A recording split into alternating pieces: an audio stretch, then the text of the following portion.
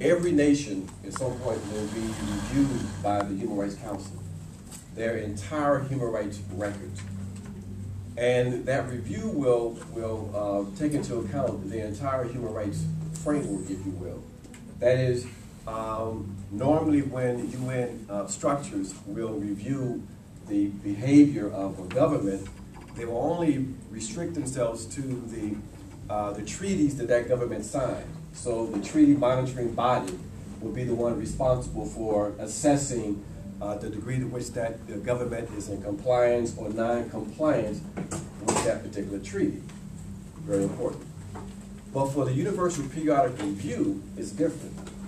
They're going to look at the entire human rights record and look at both the treaties that the U.S. signed, which are only a few, 3 in particular, but also all of the other instruments that make up the human rights framework, including the International Covenant on Economic, Social, and Cultural Rights. Very, very important instrument, because in that instrument, that represents sort of the other half of human rights, if you will, the part that became politicized during the so-called Cold War, in which the U.S. And the Soviets were playing their ideological games, and as a consequence, the human rights framework was severed, where you had the emphasis on civil and political rights by Western states, and then you had emphasis on economic, social, and cultural rights that was championed by the Eastern states. You had that whole Cold War, communist, anti-communist kind of ideological struggle. So, as a consequence of that, you know, we don't have access to those provisions that lay out and define what many of us to believe are the things that really define a dignified life. That is, in the International Covenant, it says very simple things like, in order to live a dignified life, we all should have the right to adequate shelter, housing. That we all should have the right to be able to feed ourselves. So food is a human right. That if we are sick, we should have the right to have health care. So health is seen as a human right. That we should have the ability, the right to fully develop all of our human capacities. So education as one form of that development is seen as a fundamental human right. That we should have the ability to be able to win a means of subsistence, to live, to have a socially productive job. So that's seen as a human right. So these things that make up what should be a dignified lifestyle are seen by the international community as fundamental human rights. But in this country, they're only seen as mere aspirations. They don't have any legal standing, if you will. But for this review, because economic, social, and cultural rights are cross-cut a number of different human rights instruments, and because of economic, social, and cultural rights being such a fundamental part of the human rights ideal, the U.S. will also be assessed regarding its compliance and, of course, its overwhelming non-compliance with those rights. So very, very important, very, very important. It's so important that the U.S. government is very concerned about this review and very concerned about the fact that us in civil society have taken upon ourselves to make sure that when the U.S. is reviewed, that they will have all of the information at their fingertips. That is, that when the delegations raise questions with the U.S. government during the review, that they'll have the perspective, the input from us.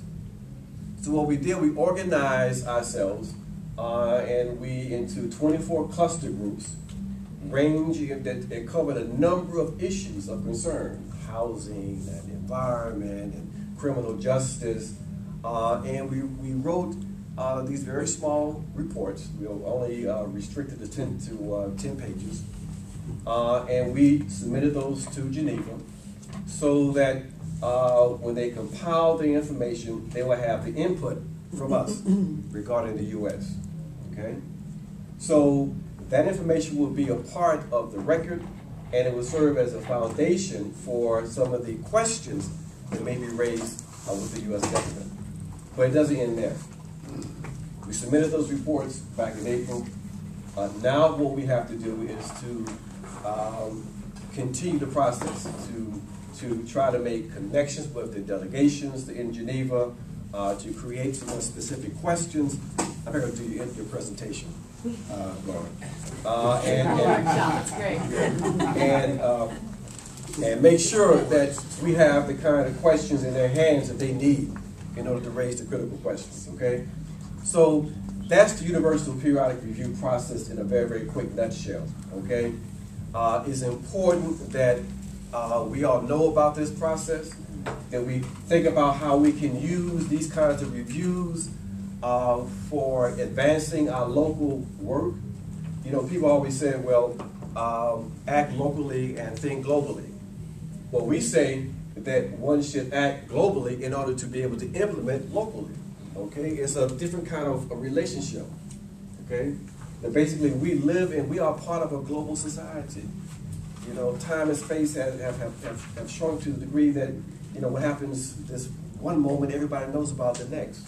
Okay, so we say that with these marvelous instruments we have, this human rights framework, you know, we can use this framework, these provisions, to enhance, to strengthen our local demands, our local organizing and political education work. Okay, that's what we're going to talk about a little bit today. So we want you all to know about this process, and even more importantly, we want you all to know more about the human rights framework, because it's a instrument, a weapon that all of us who are concerned about social justice need to be aware of and need to utilize. We say that the human rights framework provides the content for our social justice demands.